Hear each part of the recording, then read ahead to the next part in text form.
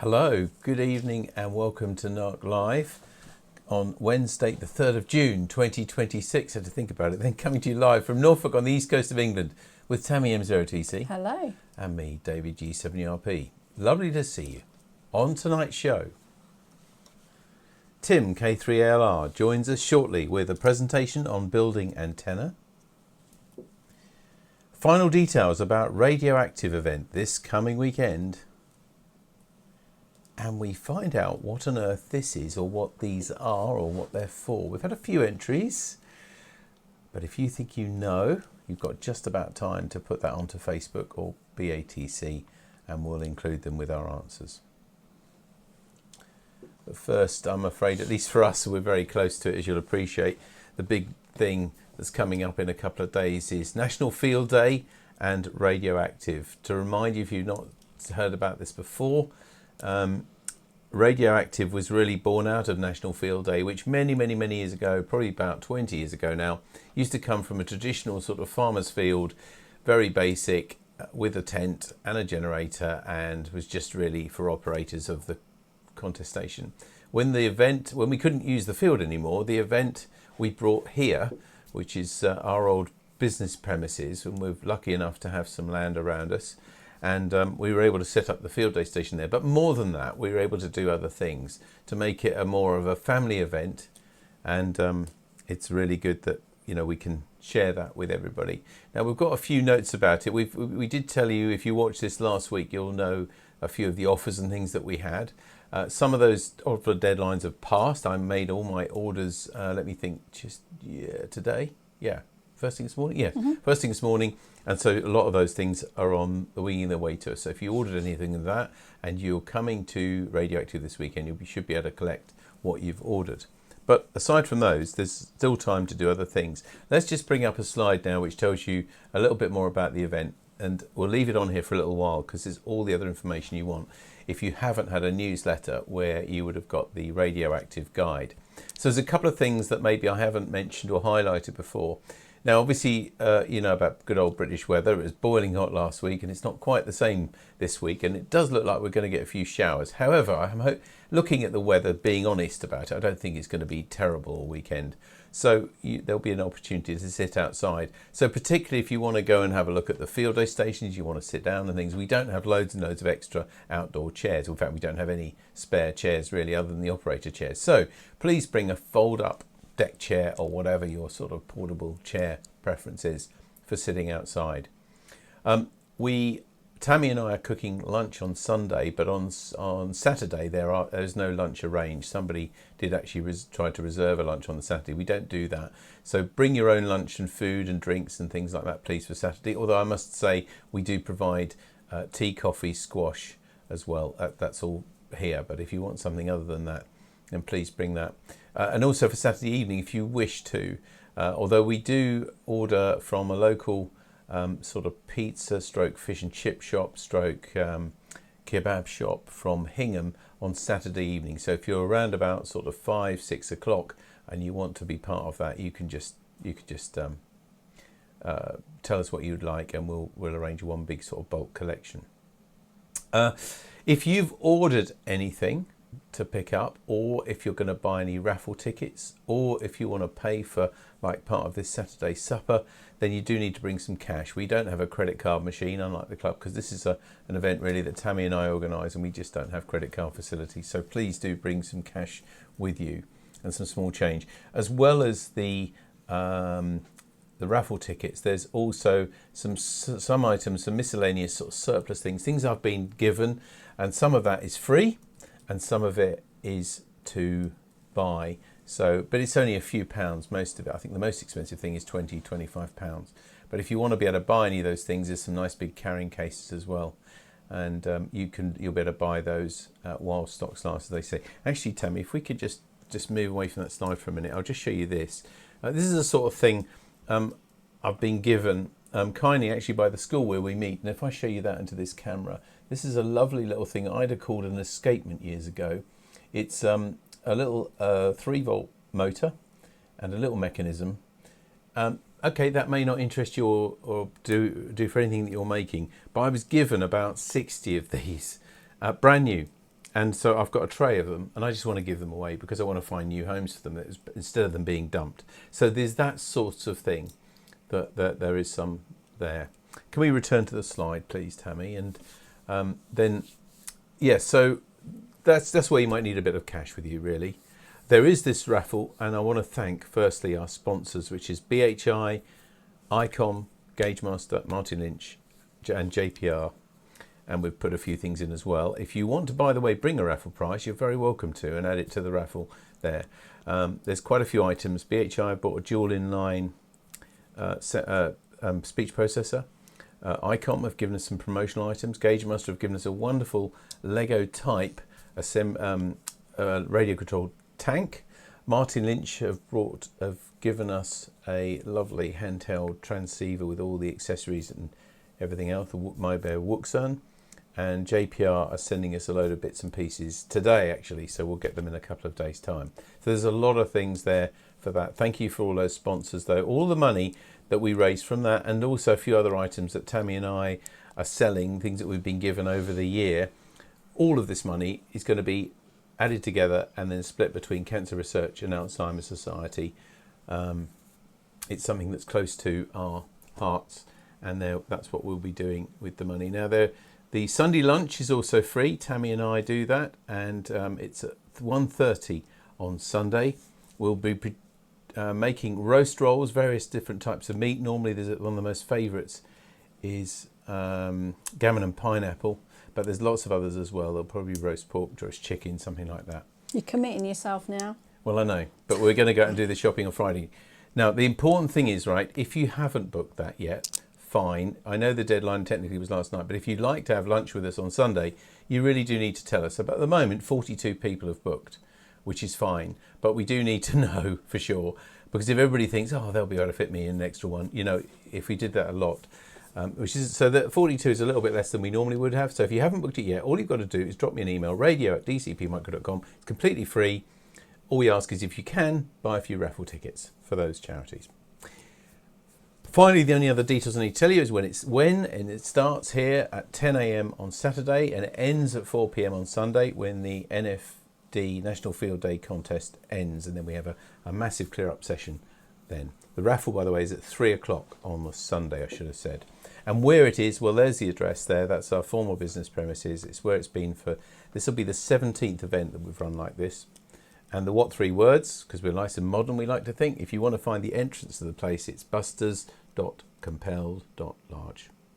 We look forward to seeing you. If you're a NARC member, by the way, you're automatically invited. And if you're a friend of someone in NARC, or you're the family in particular, we like to make this a family event as well. Please do come along. We look forward to seeing you at the weekend. One other thing is that we have arranged some special offers with suppliers. Kanga Kits have given us 20% off all of their range until the end of July. Details are on this form. And Murfield Electronics with their tiny SA spectrum analyzers have offered us 10% off. And then QRP Labs, Hans Summers, has offered a very special discount for NARC members only. I can't make that public, it's only to NARC members, and because this is watched by other people as well, I can't tell you. We're announcing all the details with a demonstration of some QCX and QMX equipment on Saturday at 4 o'clock. If you can't make that and you want to know details, just drop me an email headed QRP Labs and I'll send you a leaflet and details about how you can get the club bulk purchase that we're making in the middle of June. And that's it about Radioactive, I think. So lots going on. Just time now to talk about Barford Radio Rally, Sunday the 5th of July. I've been talking about it for several weeks. Here's the main details here. Barford and Ramplingham Village Hall and Green. All the usual sorts of details. And I'll be asking and getting people to help us near at the time. But they'll be bringing by. There'll be lots of traders outside. And RSGB are coming as well. Now, before we go on to our competition, just time for a couple of messages from members. Julian280DJR says DJR has said that unfortunately him and his wife Julia have had to move to assisted living flat in Bury St Edmunds, but they thank the club for all of the companionship and friendship we've had over the years. Rex G0CLR also noticed that we're doing Radioactive, which of course he used to come a lot with, and he just sends his best to all the members from him and his XYL Mandy. And in terms of the club news, we've had these pictures from Bob G6PWS, and Tammy's going to play them out now. So, anybody know what this bird is in the picture? It's a feeding time in the back garden, but... Jay the Jay. Is it? Is that what it is? Yeah. Jay the Jay, all right. And we've got another picture here, I think. Have you ever seen a fox and a hedgehog feeding together? Oh, that's the next picture. Oh, sorry, I've got them around the wrong way. Lovely, Sorry. aren't they? They are absolutely wonderful. Okay. There we are. Look at that. Dead centre, there's a hedgehog and a fox on the left. So they are friends. Yeah. Thank you very much for sending us those pictures, Bob. Little people, Tammy, what have you got for us? Okay, today it's called Power and the People and the City. I thought you'd like it because there's a little bit of train elements. So Trains? Oh, I can't wait. Oh, yeah. a little bit of double O there. Oh, it is. And those particular sockets, I think our guest tonight will recognise those because they're not quite like we see often here, but I do like that. That's lovely. Miniature-calendar.com, a new picture every day, and Tammy picks one out for us every week. So do keep in touch with what you've been doing. We're now going on to that competition. Firstly, have we had anybody? We have actually. We've had quite a few, so I'll read those out in a moment. Oh, really? Okay. Are you going to say the words then, or are you just going to... Oh, I'm just going to say, yeah, that's right. What are you going to say? Last week, a week ago, that's all right. I did ask you these immortal words. What on earth are these? Do you know what they are, what they're used for, what they're called, if they've got a special name? We didn't get so many entries. The week before, we had a record number of 24 entries. We've got quite a few, actually. So, shall I? Okay, shall I kick please off? go ahead. Yeah. Ralph 2M0RH, he says, these items could be some sort of percussion mechanism. Okay. Like drumstick type things. Mike GAEY says, are these magicians' magic under table manipulating sticks with the colour denoting north and south? God, I can see where you're going there. Tom, which I think is G6TLM, is testing me. Wonder if they are for moving Subbuteo footballers. And Andy M0NKR, hot and cold water finders. Yeah, I can see that as well with the red and the blue. Some people who entered on email. Bruce G4KZT says, I think these are croquet end stakes. John G8VPE says, this week's objects are the players' magnetic sticks from a game of magnetic soccer, similar to Subbuteo, except you don't flick the players, you guide them from underneath the table with the magnetic sticks. John 20TWQ says, these are magnetic cues for tabletop magnetic football. And that concludes the entries that we've had tonight. And it is, or they are... They're called Soccerette ones. Now, there's a picture of Subbuteo on there, but you're going to explain. I am. So this is sent to us by Peter M0VRA. It says, the two ones in the second photo were used to play Soccerette, which is a table football game with players with magnetic bases. The pitch was wood-framed Bakelite, measuring about 3 foot by 2 foot. Produced in Newmarket by Alphersons, later to be Sprite Caravans, in the late 1950s with limited success. Probably because they were up against Subbuteo, weren't they? The first photo is more of the more successful rival Subbuteo, which was played by flicking the players to kick an enlarged ball. And now he says the brittle Bakelite was not up to enthusiastic play, but the wands are now put to good use, retrieving small magnetic items which fall in inaccessible places. I guess, Peter, that means you haven't got the rest of the game now. But no. Anyway, you foxed nearly everybody, I think, but there was a few people who got that right. Yeah. Well done if you did. Now, before we meet tonight's guest, just to let you know... What on earth is next week? What on earth is next week? That's what I was going to say. I did. I was going to say that. Here's this week's competition. What on earth is this? Or what on earth is it for? I don't know if the cup of tea is any clue, really, but do you know what that is or what it's used for? It's a particular use. Sent by one of our members. You have a couple of weeks to decide what that is. Drop us an email to radio@dcpmicro.com and then we will reveal all. So we are, as I said, about to meet tonight's guest. And before that, just to let you know what's happening this week at the club on Sunday at 7, obviously apart from Radioactive, on Sunday at 7 p.m. it's GB2RS news on GB3MB repeater. Also on GB3MB at 7:30 on Monday, we've got the Monday Night Net with Steve G3EVA. And then next Wednesday, a week from tonight, we're back at CNS School with a social informal and Bright Sparks for our younger members. And please send us your stories and pictures and also mystery objects for everything for What on Earth to radio@dcpmicro.com. Now we're going to meet our guest for tonight's talk, our main event. Tim K3LR, well, you may or may not have heard of him or worked him. If you're in the contest world, I think you'd almost certainly have heard of him.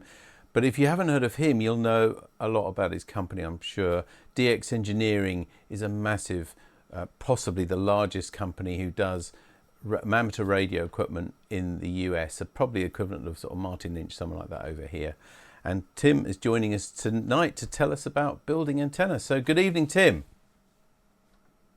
Hey, good evening, Dave, Tammy. Thanks very much for having me again. And it's great to be with everyone and talking about one of my favorite subjects, antennas.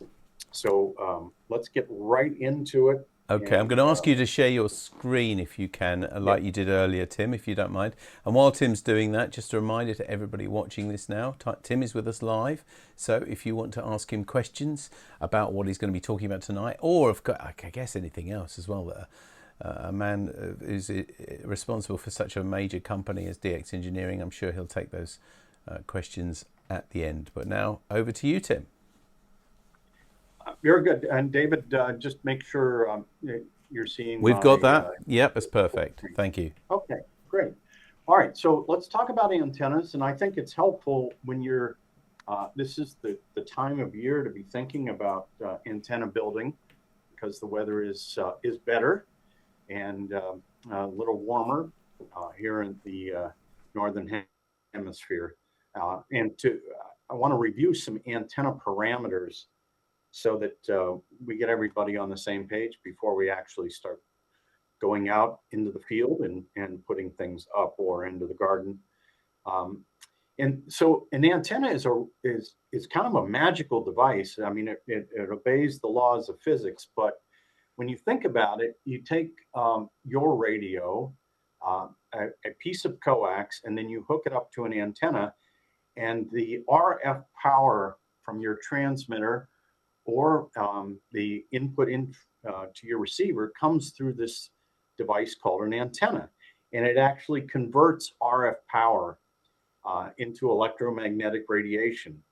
And its reciprocity exists. It does this for receiving and transmitting.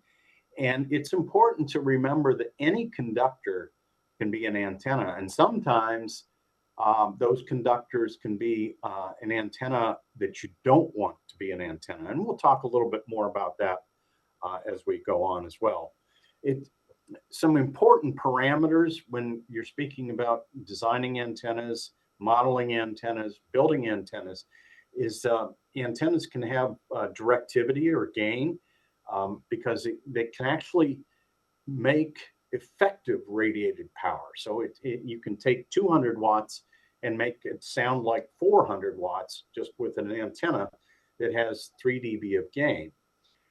It's also important to remember the parameters surrounding feed point impedance, because typically we want our radio is designed for 50 ohms, and in most cases we use coax that's 50 ohms, and also the antenna at 50 ohms. And when we do that, there's maximum power transfer.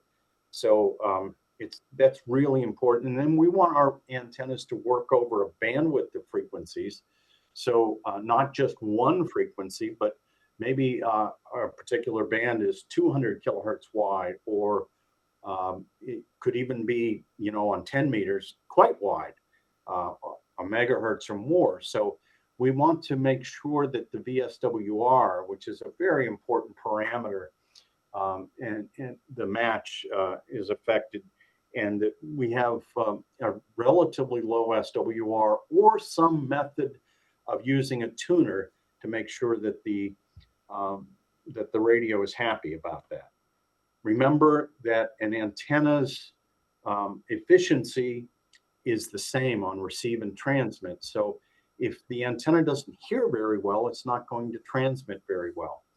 The near field is important because we want to make sure that animals or humans are not too close to an antenna that is transmitting antenna, or we want to know how far away we should be from it.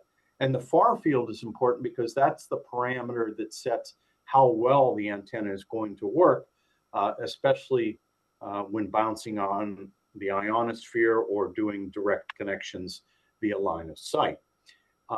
Very simple antenna that we all know and love because it works very well is a dipole. And half wavelength long, typical formula is 468 divided by frequency. About a half wavelength long, 66 feet is a good 40 meter half wave dipole. The great thing about a half wave dipole, depending upon the surroundings and the height above ground, it has a self-impedance that's fairly close to 50 ohms. So you can have a good direct match, and in a lot of cases just have a choke balun at the feed point and everything works very well. And it does have some bandwidth to it, so it's not just a single frequency antenna. You can extend the length of a dipole, in fact, basically double its length, and you can get gain out of doing that. So you get almost 2 dB of gain over a half wave dipole by just doubling the length. What happens though is the feed point impedance becomes complex, and it's no longer a good match to direct match to 50 ohm coax. So the best way to feed an antenna like this is to feed it with open wire, a window ladder line that is allows, it's a higher impedance, but the great thing about that is that even if the impedance is complex and the SWR is high, the loss is very minimal on these open wire type lines. That is not the case when the SWR goes up on coax. When the SWR is high on a coaxial feed line, the losses go through the roof. And remember that the losses are the same on receive and transmit. You can even extend the wire further.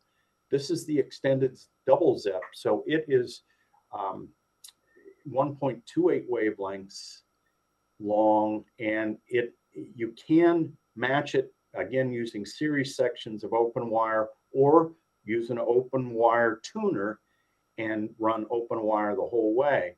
But this gives you almost 3 dB of gain just with wire, extending the wire over a half wavelength dipole. We can use our dipole on several bands. Remember what I said about coax losses, and the best way to do this is to use the open wire or ladder line. And to make it efficient, you want the dipole to be at least a half wavelength long on the lowest frequency that you're going to use. Many times for field day, I like a half wavelength on 80 meters, about 128 feet long, and then feed it with open wire and use an open wire tuner.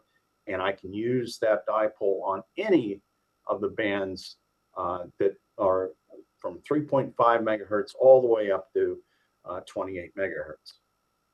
Dipoles can be horizontal or vertical. Typically, there are dipole antennas for 2 meters and 70 centimeters that use vertical dipoles. Most of the work that we do on the HF bands are horizontal dipoles. Verticals, very popular, especially in very small areas. But the vertical really does like to have the other half of the antenna, which is a good ground system. And radials do help the performance of verticals tremendously. tremendously.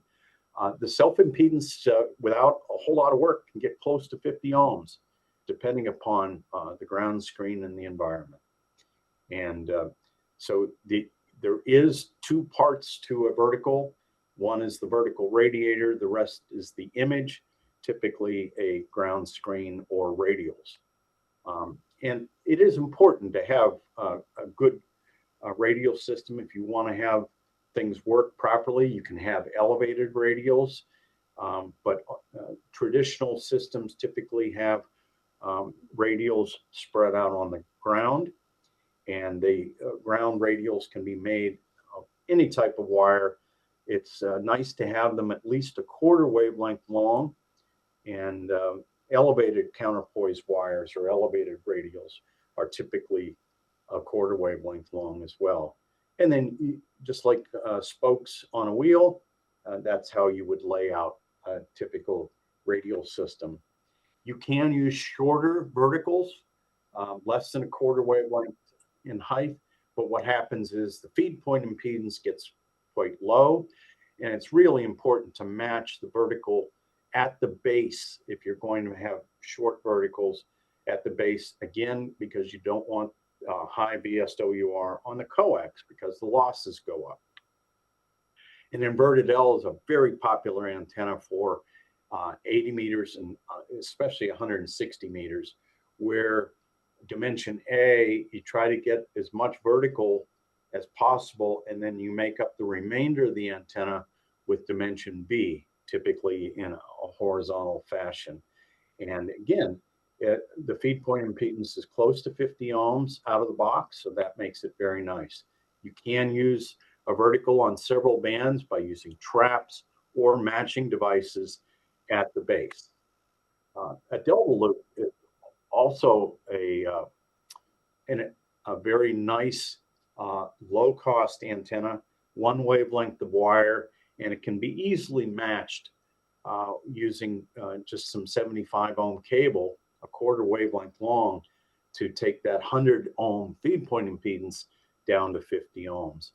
And depending upon where you feed loop antennas will determine whether it's vertical or horizontal polarization. The Yagi, very, very important antenna for radio amateurs. In fact, it was actually invented 100 years ago. So back in 1926, it was invented. Two Japanese PhD guys designed it and made it popular. And it is maybe one of the most popular antennas in the world. You have a driven element where the coax is hooked to, and then you can have multiple parasitic elements that do not have necessarily a direct connection to a feed.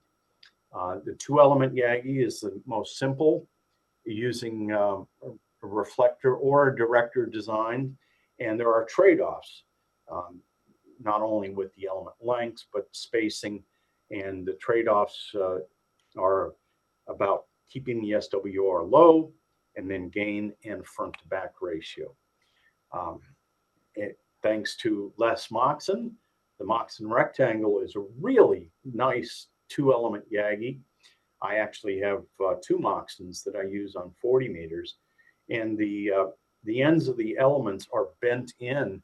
But what that does is that takes the feed point impedance right to 50 ohms, and that's very, very nice. So you don't need a matching network. The gain is great, and the front to back is better than a standard two-element Yagi. Mechanically, it can be a little bit challenging, but a lot of popular use of the Moxon rectangle on 6 meters and 2 meters. But in the many guys around the world have made them for the HF bands as well. 3-element Yagi. Now we have a reflector and a director, and you get more gain, and you can have better front to back. And again, using computer modeling, you can optimize the parameters of VSWR, gain, and front to back. And so here's the 3-element Yagi showing the reflector is slightly longer than the driven element, and then the director is slightly shorter. Again, computers today with free software can optimize your parameters. You can add additional elements to Yagis to get even more gain. And there are great Yagi designs in the ARRL antenna book, in the RSGB books, or there's plenty of free designs that are on the internet. Here's a 4-element Yagi. So you've got 2 directors, a driven element, and a reflector. And just by stacking Yagis, here are 2 VHF vertical polarized Yagis that are stacked. And so each one of these 5-element Yagis has, by themselves, would have about 10 dB of gain. But then when you stack or add another 5-element Yagi, you get another 3 dB. So it makes it 13 dB, which is effectively doubling the power. So that's a very easy way to increase the ERP and directivity of your Yagi array. Here's some Yagis for 6 meters and 10 meters. The 6-meter Yagi is on top, and it has got a balanced feed system to it. The bottom 3-element Yagi is on 10 meters, and that's got a gamma match feed. And what the gamma match allows you to go out on the driven element and find the 50 ohm tap point. Here's a real nice simple antenna, typically done for VHF work. Might be 2 meters, 70 centimeters, just by using the SO239 socket, the female UHF connector, and putting a quarter wavelength of wire, so maybe for 2 meters, about 19 inches long, into the center of the socket, and then 4 radials about a quarter wavelength long. And if you slope the radials like this, it actually gives you a better match. You get closer to 50 ohms, but a very simple, inexpensive antenna that you can make at home. Here's one for 70 centimeters, and it's done with a BNC socket, but same principle. And again, if you make the radials like figure A, the feed point impedance is about 35 ohms, 36 ohms. But when you make the radials, the counterpoise in figure B, as we talked about the sloping radials, it actually is a better match. Here's a picture of a beta match, which is another way to match a Yagi antenna. And also as part of this, the beta match actually matches the feed point impedance, but then there's a coaxial choke that the manufacturer describes, which is known as an ugly balun. It's ugly for 2 reasons. It doesn't work very well and it doesn't look very good. Baluns today are typically made of ferrite, either beads or ferrite donut, and wrapping the coax around that and acts as a choke to keep feed line radiation, both receive and transmit, at a minimum on the coax. We want the coax to deliver our RF energy, but we don't want it to be a part of the radiating antenna. And here's a long boom Yagi using an optimized wideband array. And so this is the driven element here, and the reflector is back here. The first director is very close to the driven element. What that does is it drives the feed point impedance right to 50 ohms without any matching network. And it also stays at 50 ohms across the band. So a typical optimized wideband array, which was developed by WA3FET, can have very low FWR across the entire amateur band. And here's another example of the OWA, again, with the director very close, the first director very close to the driven element. And then using plates, insulating plates, and good stainless hardware to make your antennas. You don't want them to rust when they're out in the weather. And then here's a sleeve of ferrite beads acting as a choke for the feed point. And we talked about stacking Yagis, and that if you have the room, that can be a very valuable way to get increased gain. But when you're stacking, you go from 1 Yagi to 2 Yagis, you get that 3 dB of extra gain. If you want to get 3 more dB, you have to actually double the size of the array. So here are 4 Yagis in a stacked array. This happens to be a K3LR. Each Yagi on their own has got 14 dB of gain. Then you add the second Yagi and you get 3 dB more. So that gets you to 17 dB. And then to get another 3 dB, you have to add 2 more Yagis. So that gets you to 20 dB. You can use, if these ring rotators are very nice on some towers that where you can get more utility out of the tower to rotate antennas around the face of the tower. So they actually runs on a ring and allows 360 degrees of rotation. When you're putting together antennas, whether it's wire or aluminum, all antennas, the items that you're using for the antenna must be clean. And in the case of aluminum, you want to get the aluminum oxide and corrosion removed before you put the antennas together. And then use a good antioxidant, such as SS30. This is Jet Lube. It's made in Canada. I've been using Jet Lube for 30 years, and I can take antennas apart that I put together 30 years ago, and it looks just like the day I assembled them. No corrosion whatsoever. And so once you clean the outside and the inside of the aluminum, then you can put a very, very thin coating of this Jet Lube antioxidant on the aluminum, and then put the elements together, and that way there will be no corrosion and no degradation. Any corrosion will cause resistance, and you do not want that. You want your antennas to continue to work just like the day you put them up. And when you're assembling the aluminum, I like to use these cross pins, which is basically drilling and then putting in stainless steel hardware. And then I like to use the Sharpie to let me know which element this is. This is all D4, which are the 4th director for this particular Yagi. And again, you can see the antioxidant that is coming through the holes. And I'm making sure that there's absolutely no chance of corrosion when you're assembling antennas, and because I want these antennas to work for many years into the future. This is the driven element preparation on 10 meters of some elements that will be used on an optimized wideband array.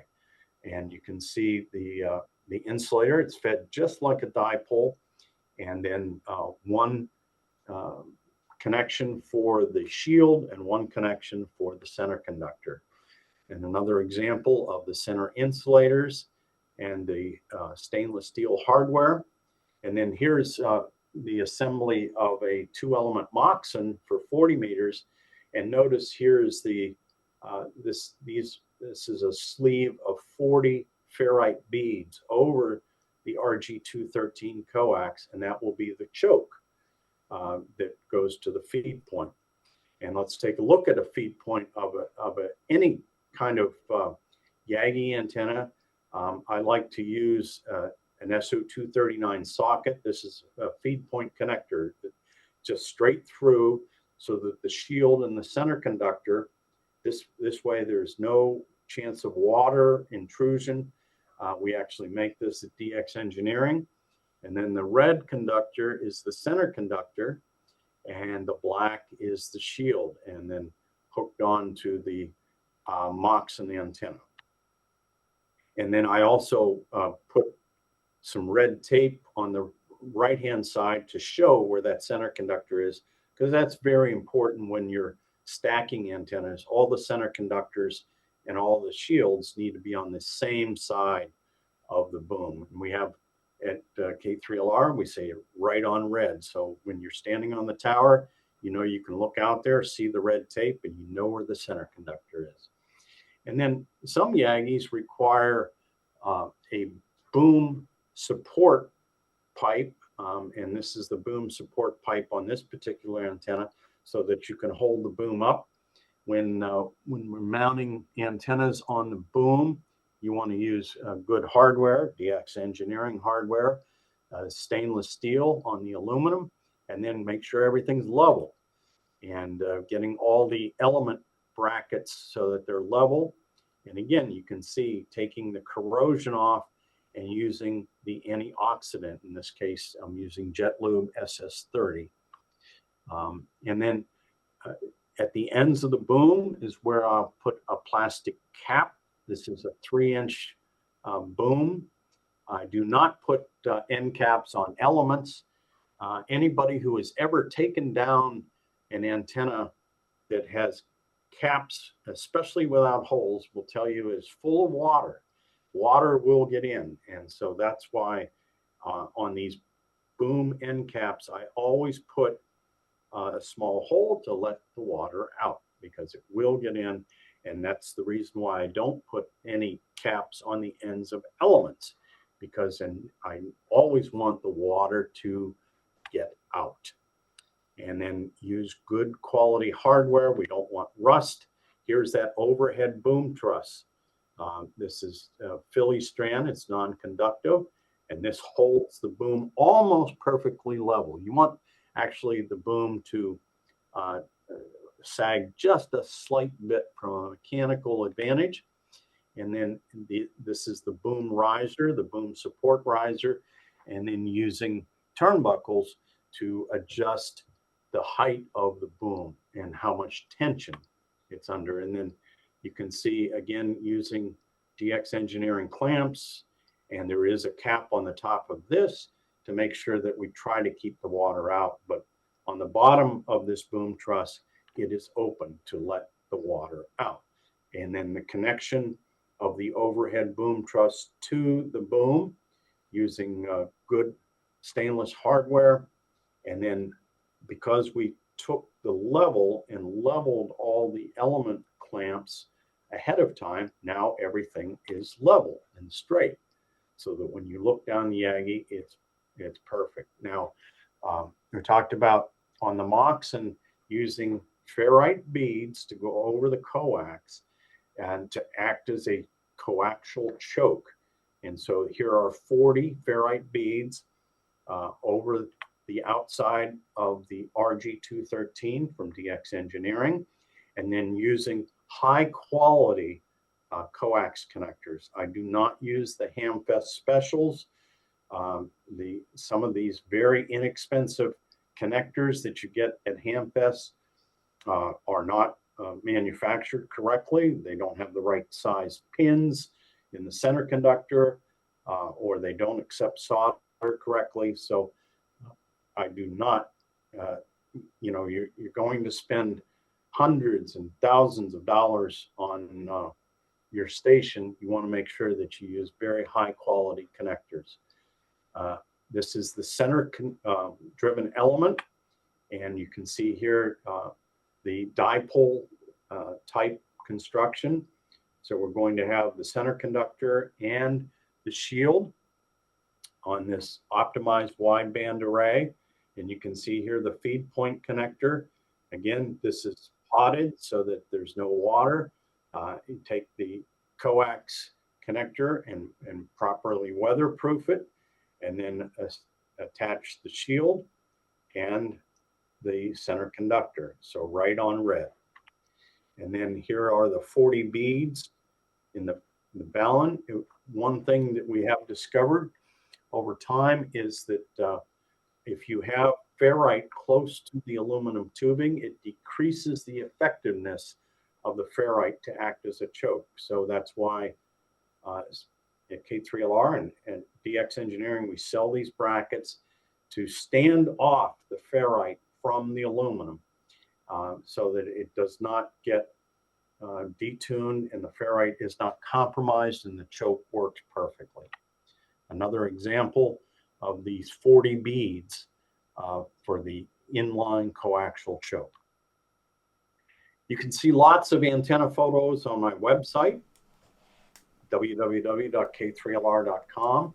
And there are lots of articles about antennas and station building on the DX Engineering blog. That is onallbands.com. On all bands together, onallbands.com is the DX Engineering blog. And we're putting articles up there every day on how you can have more fun with the best hobby in the world. And of course, that's ham radio. And so that is my presentation, and I'm available to answer any questions. Thank you very much, Tim. Yeah, well, we do have already some questions for you, but thank you very much for that wonderful talk, going into a lot of detail, excuse me, about the engineering side of it. And so this is just a call out now for anybody who does want to ask Tim a question about, I guess, almost any aspect of antenna. Are you happy? Or DX Engineering. Or DX, yeah. Well, I mean, can I kick it off by just asking you? You're obviously, I'm not saying that other companies, other people who run amateur radio equipment companies are not genuine, but you're clearly a very passionate, genuine amateur who is passionate about what you do with DX Engineering. Do you find there are extra challenges though with making your hobby also your business and presumably a lot of your life? Well, I worked 40 years, and the last 13 years have been here at DX Engineering. Before that, I was in the cellular telephone engineering business, and that was quite a successful career. But now 13 years with DX Engineering and getting to be the CEO and run the operations, I find it fascinating. When I was 12 years old, the first thing I thought about in the morning was ham radio, and the last thing I thought about at night was ham radio. And now that I'm 67 years old, it's just the same. So I can't get enough, Dave. Well, that sounds good. Well, we're the same age, and coincidentally, I ran my business for 41 years as well. So similar experience, although my business wasn't really quite my hobby. I'm not sure if that would have spoilt it or not, but thank you. Did you start DX Engineering? No. DX Engineering was started in Oregon, and then it was purchased and moved here to Ohio in the year 2000, and I was the best customer. So, I'm sure you were. They must have loved you, and you became the ultimate customer in a way, didn't you? Because you bought the company. So okay. Here we are 13 years later, and we're still having fun, Dave. Lovely. That's the best bit. That is the thing. When it stops being fun, then that's the time to stop, isn't it? So really good. Okay, well, let's get on with some questions from, I don't have your call sign, Greg. I've got just logged in as Greg, so I don't have your call sign, Greg. But anyway, he says, great presentation, lots of useful info. Thank you. He's got several questions for you, but first, what are the best components you look out for when building an antenna, such as wire, balun, and connectors? How do you define? I know that you're obviously in your country, in the US, that would be the place, but maybe it wouldn't be very cost effective for us to buy from you. So how do you find out a good supplier of those sorts of things? So over the years, because I have a very large station, I have 14 towers, and so I tried a lot of things, and of course I talk to customers all the time, and we make baluns, we have wire kits, we have all those things for sale here at DX Engineering, and they are available through Moonraker and through Martin Lynch in the UK. So but I can tell you that if DX Engineering is selling it, it's because it's good. That's that. Over the years, I think it's experience is the best teacher, and so we have good copper weld wire here to make the antennas. We have great radial wire, and our coax is, I use miles of it, and it's really, really good. So, but I've 30 years ago, 40 years ago, 50 years ago, I was not as experienced, and so I went through some bad phases with bad coax and bad wire, but the stuff we have here at DX Engineering and the stuff that is sold by Moonraker and Martin Lynch, it's just top notch, really high quality stuff. Okay, thank you. Part 2 of his question: is lightning prevention worth it, or would you just unplug the equipment during thunderstorms to save having to buy a lightning prevention system? What's your experience of that? Yeah, that is a great question. I get asked that question a lot. In my station, I do not have lightning arresters. I unplug everything. So it's fortunate that most of our contest operating is complete by the end of March. So I can stay away from lightning storms, thunderstorms, and just disconnecting everything has been the best route. And for, I've had a big station for 40 years, and it has never failed.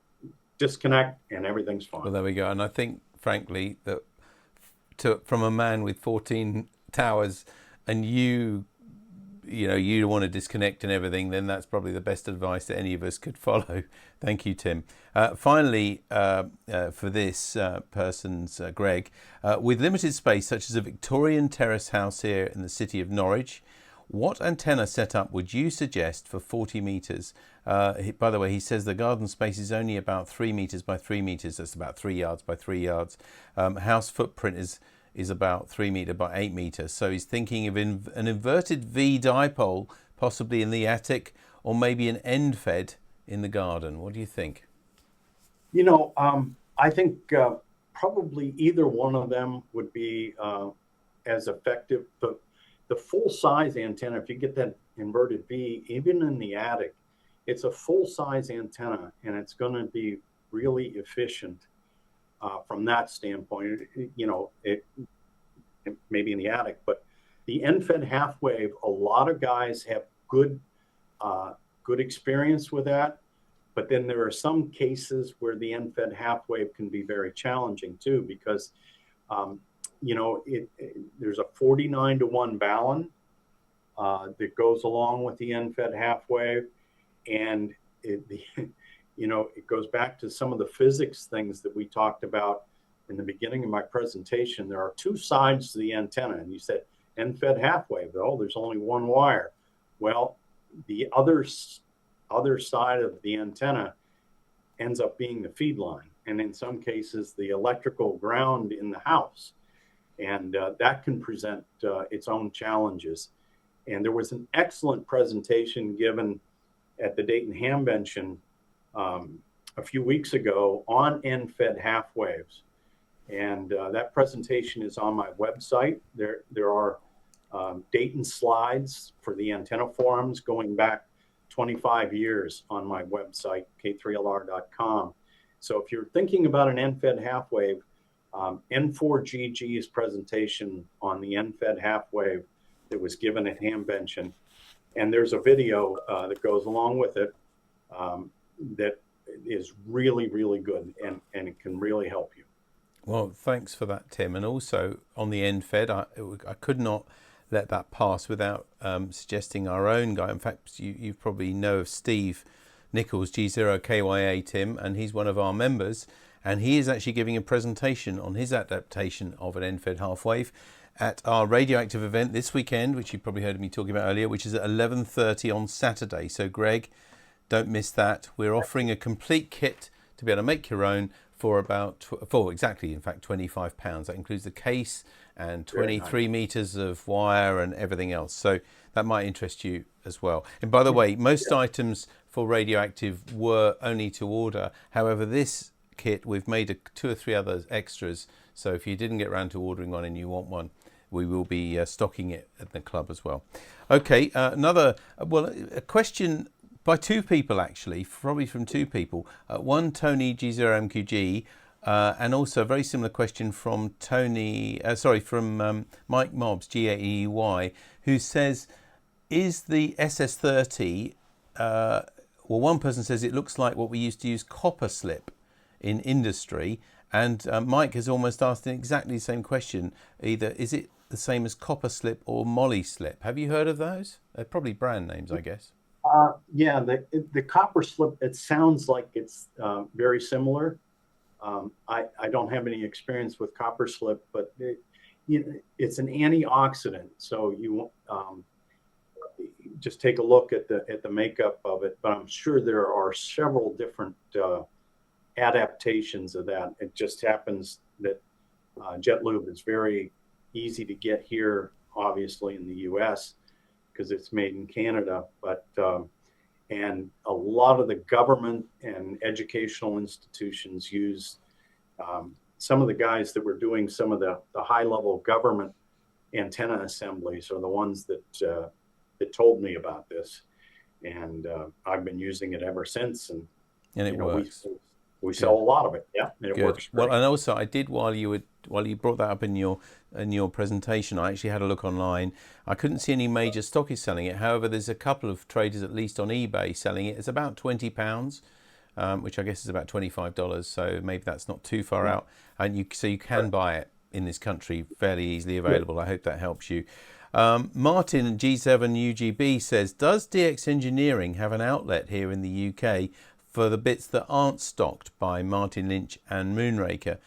He says because the prices in the States are very good, but the delivery is so expensive to get it sent over here. So do you have any other agents apart from Moonraker and Martin Lynch? Not in the UK. In the UK, that's what we have. So yeah, I wish there was a better shipping situation, but we do not have another outlet in the UK at this time. No, the trouble is shipping is so expensive, especially for some of the big stuff, I guess, that you make. Yes. Okay. Thank you very much. That's virtually finished all our questions. I just want to ask you one other question myself. As a long amateur who's got access to probably everything, almost, I would imagine, through you and your company, what is your favorite antenna of all, overall? Wow. My favorite antenna, I have so many favorites. I guess the antenna that I have on 160 meters, which is a 3-element vertical Yagi that I can shoot in 4 directions. That's probably my favorite. I put a whole lot of effort into tremendous radial systems for that, and 160 meters is my all-time favorite band. So I guess that would, but I've got over 50 antennas, and they're all my favorites. Oh yeah, okay. It's probably the best one on the day, isn't it? And the best one for the conditions and the propagation and everything. That's right. Yep. Well, Tim, it's been wonderful having you on NARC Live. I'm glad we've got a bit more time with you this time as well to have a chat and find out a bit more about DX Engineering.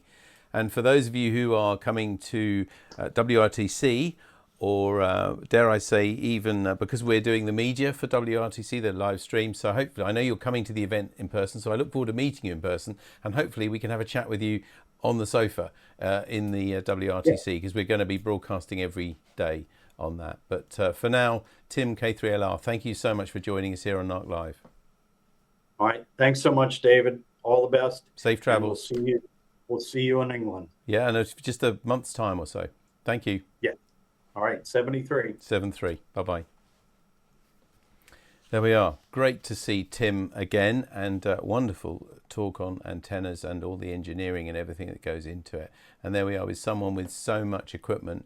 It's still the basics that getting that right, isn't it, the engineering. So thank you very much again to Tim. That's almost it for NARC Live for this evening. Just to let you know again, remind you what's coming up in the club. So obviously Saturday, Sunday, it's radioactive. If you haven't already done so, look on your newsletters for a copy of the guide that goes with that, because you can certainly find out more information about that. On Sunday evening at 7 p.m, the GB2RS News on GB3MB. Monday night, the Monday Night Net also on GB3MB at 7:30. And the next Wednesday, NARC goes back to CNS for a social informal and Bright Sparks for our younger members. And please don't forget to send us your stories and your pictures and your news, because we'll be back here in a couple of weeks' time. And also, if you've got any mystery objects, you know, like the Subbuteo type of things. What was it called? No, not Subbuteo, but anyway, those Soccerette, yeah, for those sort of things. That's just the sort of thing we love for our competition. But thank you for joining us this evening. Until we meet again, from Tammy M0TC. Bye-bye. And from me, see you David. at the weekend. Yeah, and see you at the weekend. do come along. From me, take care of yourselves. Look after each other. Bye-bye.